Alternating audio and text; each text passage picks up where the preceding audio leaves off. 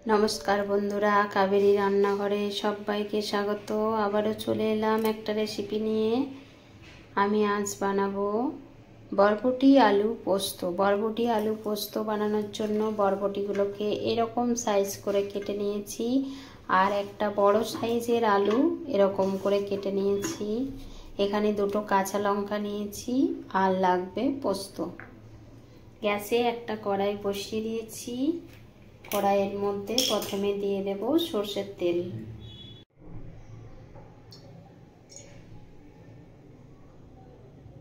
তেল গরম হয়ে গেছে, দিয়ে দেব জিরে আর দুটো শুকনো লঙ্কা। ফোড়নটা ভাজা হয়ে গেছে, এবার আমি আলুটা ভেজে নেব। প্রথমে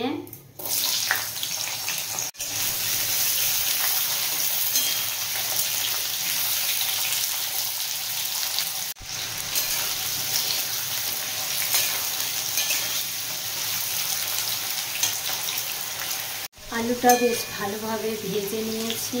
এই সময় বরবটিটা দিয়ে দেব।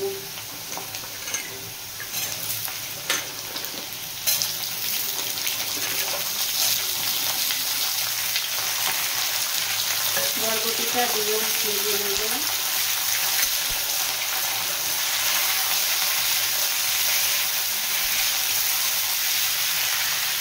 आलू बरबटी भाजा होते थाक, ততক্ষণে আমি পোস্তটার পেস্ট বানিয়ে নেব।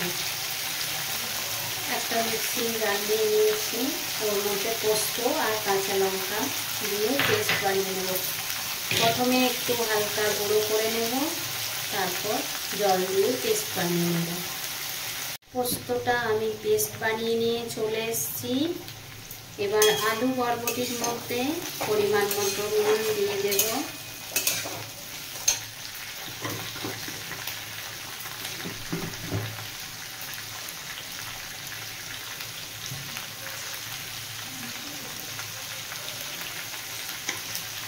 নুন দিয়ে দিলাম পরিমাণ মতো, আবারও ভালোভাবে মিশিয়ে নেব।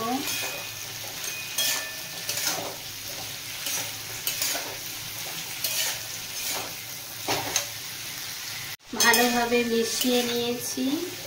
এখানে আপনারা চাইলে পেঁয়াজ দিতে পারেন, কিন্তু আমি নিরামিষভাবে বানাচ্ছি বলে পেঁয়াজ দেব না। আমি যেরকম করে বানাচ্ছি সেরকম করে একবার বানিয়ে দেখবেন, খেতে কিন্তু অসাধারণ লাগে। আলু বরবটি বেশ ভালোভাবে ভাজা হয়ে গেছে। আলুটা ভাজতে ভাজতে সেদ্ধও হয়ে গেছে। এই সময় আমি পোস্ত বাটাটা দিয়ে দেব এর মধ্যে। বেটে রাখা পোস্তটা এর মধ্যে আমি দিয়ে দিচ্ছি। ভালোভাবে মিশিয়ে নেব।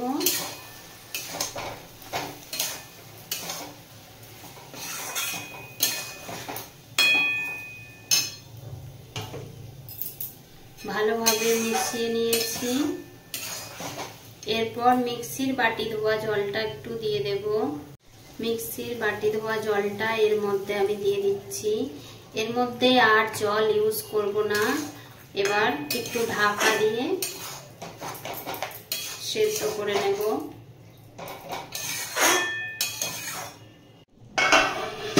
ঢাকা দিয়ে দিলাম, 2-3 মিনিট রেখে দেব এরকম করে। 3 মিনিট পর ফিরে এলাম, ঢাকাটা খুলে দেখব। আলু তো সেদ্ধ হয়ে গেছে।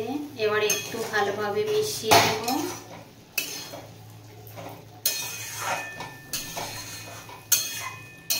ভালোভাবে মিশিয়ে নিয়েছি। আমার রেডি হয়ে গেছে বরবটি আলু পোস্ত। এবার উপর থেকে একটু সরষের তেল ছড়িয়ে নামিয়ে নেব। একটু সরষের তেল ছড়িয়ে দিলাম 1 চামচের মতো। মিশিয়ে নেব।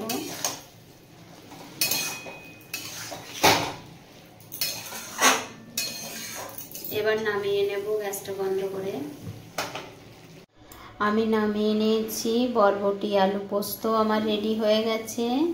এটা আপনারা ভাত, রুটি, লুচি, পরোটা সবের সঙ্গেই খেতে পারবেন। প্লিজ আমার ভিডিওগুলো যদি আপনাদের ভালো লেগে থাকে তাহলে লাইক, শেয়ার, সাবস্ক্রাইব, কমেন্ট করবেন।